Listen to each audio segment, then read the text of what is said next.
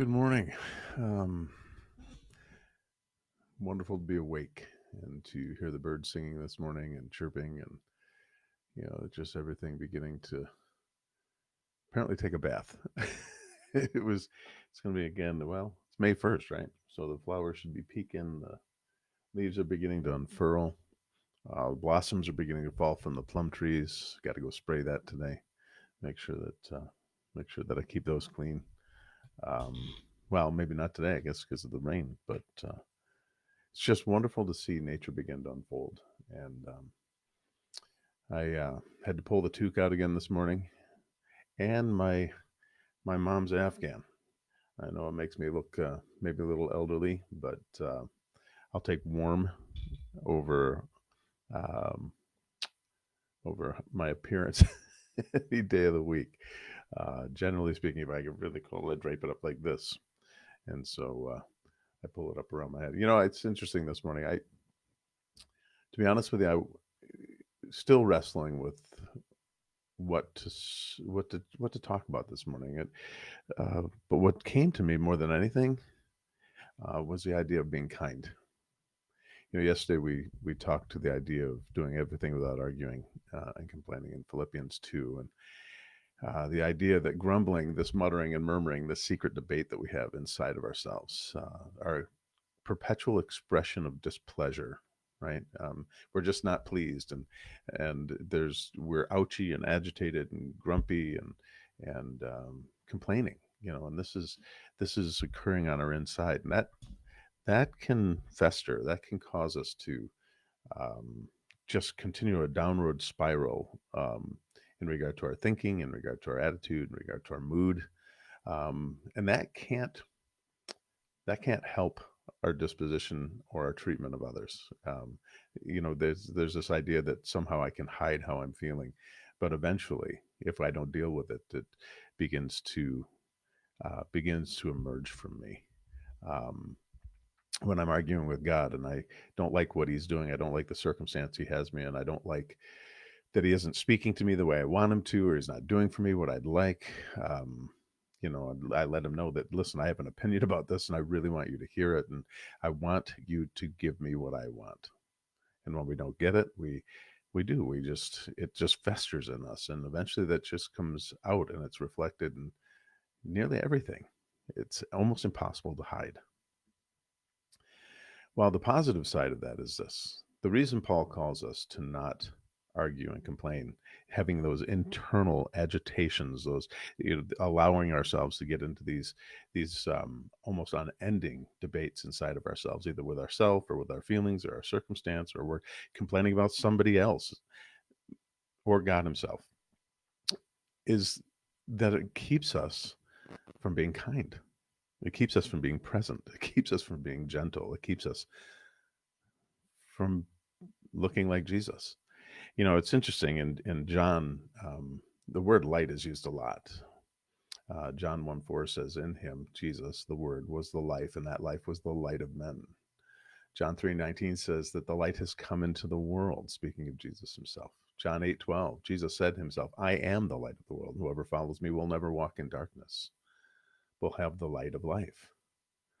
John 12 says, while I am in the world, I am the light of the world, and I have come into the world as a light, so that the one who believes me should not remain in darkness. And this was to fulfill a prophecy in Isaiah 42. God says about the Messiah, appoint you as a light to the nations, to open the eyes of the blind, to bring out prisoners from the dungeon, and those who sit in darkness from prison. As I read that out of Isaiah, I have a tendency. I'm artistic and I have a very vivid imagination, and so a lot of times what I'll do is I'll just put myself in the place of the story. And as I read that text out of Isaiah, and it says, "I will appoint you as a light to the nations, to open the eyes of the blind, to bring out prisoners from the dungeon." You ever been in a dungeon or a really old cellar? Not a basement, a cellar. At Mosaic 296 Park Avenue, we have we call the cellar affectionately the dungeon, and it's this old sandstone and brownstone, and it's dark and it's dank, and it's there's no air movement. It's just really really overwhelming to be down there. And so when I saw this, to bring out prisoners from the dungeon and those who sit in darkness from prison, all I could imagine was somebody coming down with a candle and handing it to the person, just lighting the way and grabbing a person by the hand and taking them out of the darkness and taking them out of the dungeon. He was the light, and he went into the dungeon, into the dark places, into the corners, the deep and dark corners and recesses of the world, and he's shedding light on the hearts of men that they might come out and no longer reside there. So when he says, when I am, he says, so Jesus said, I have come into the world as a light so that so that no one who believes in me should remain in darkness. This is the gift of God in giving light and life to men and drawing them out of the darkest places where they reside. Well, there's something we need to recognize. Jesus, just, in Isaiah, God the Father talks about Jesus as being the light to the nations and the one who brings men and women out of darkness. Jesus then calls himself the light all through the Gospel of John. But then he says something about us, those of us who believe. Not only will we not remain in darkness when we believe in him, we now become the light. Matthew 5:14 says this, you are the light of the world. You are the light of the world. You who follow me, you who believe in me, you who have received the light, you who have been led out of darkness have been handed the candle. I think about our Christmas Eve service. We start with one candle. There are 300 people, 350 people in the room. We start with one candle, and we take that candle and we light two candles, and those two candles light two more candles. Now, you would think as you divide the light, it would diminish, but that's not what happens with a candle. That's not what happens with the flame. It's not what happens with light. It actually expands. It goes on.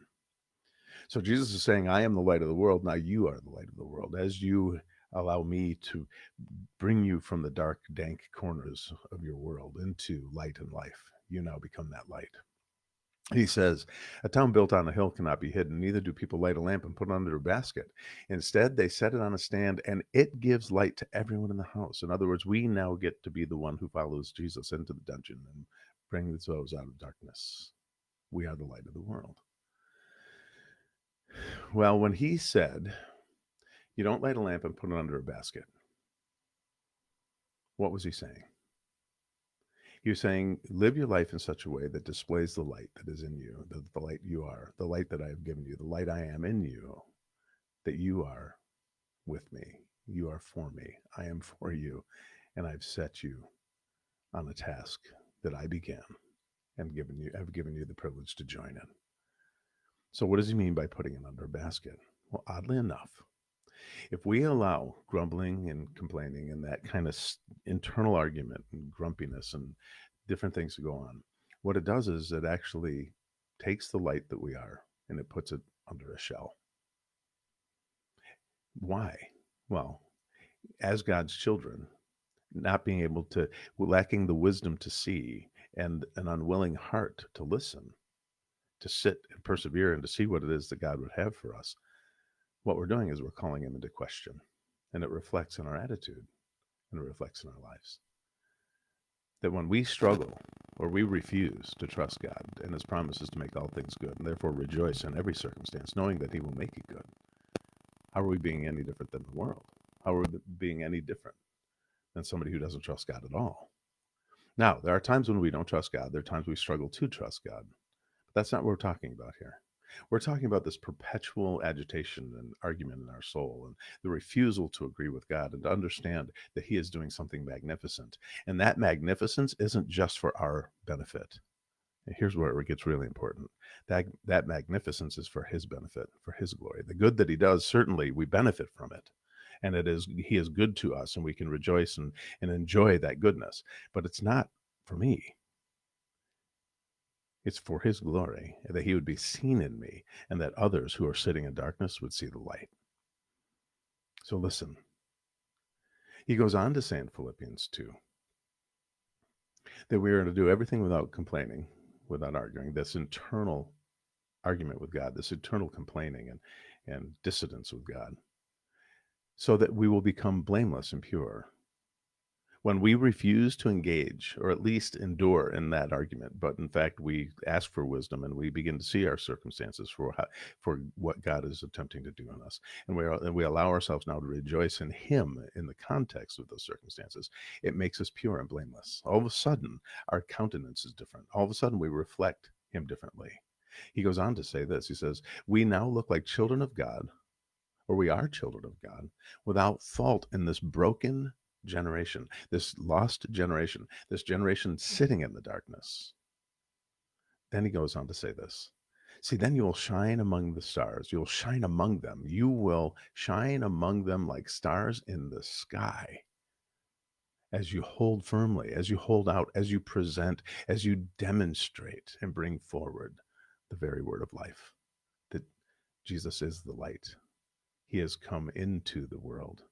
He has snuck into the deep recesses and the dark corners and the places where people are imprisoned, and he is bringing them light and life, and he longs to take them by the hand and to bring them out with him that they might reflect the light.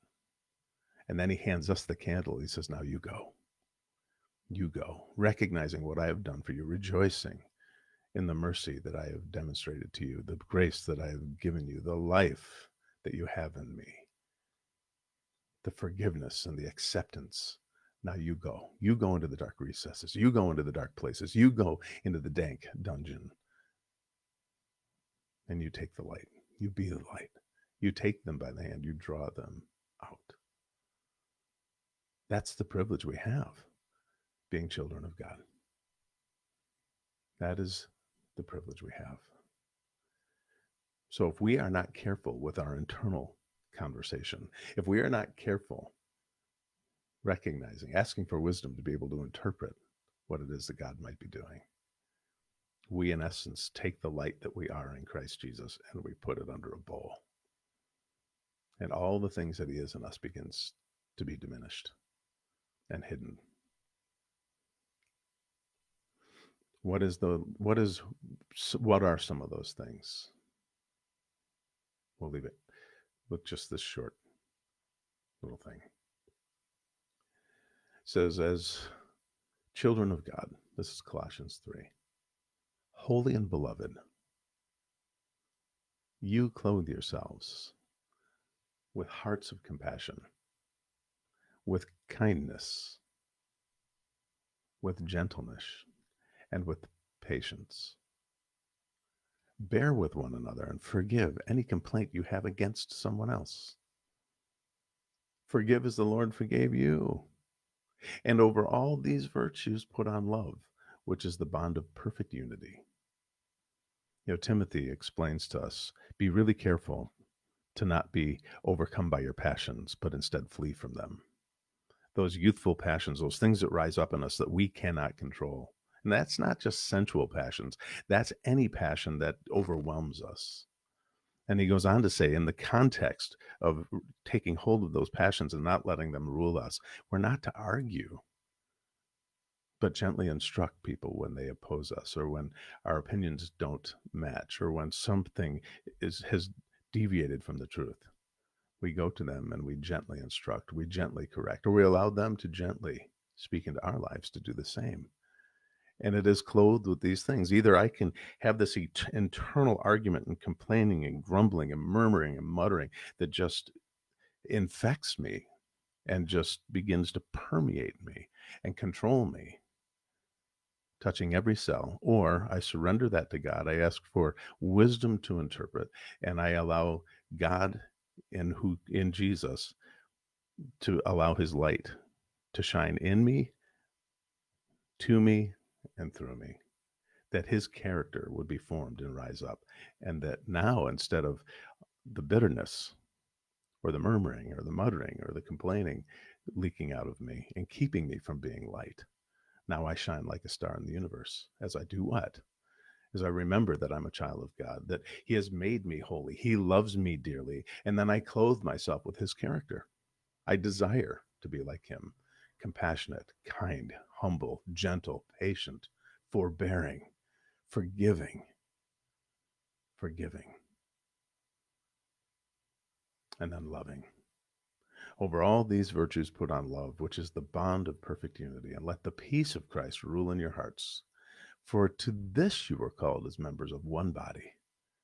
So be thankful, letting the word of Christ, the word of Jesus, richly dwell in us. May we now be light in a dark place. May we now express Jesus with sincerity and humility and grace. May we now walk with this incredible illumination that is not of us, but of the amazing Jesus in us and through us, as we bring the light into those dark places and we walk out with those who could not see before, but now have life. Have a wonderful day, guys.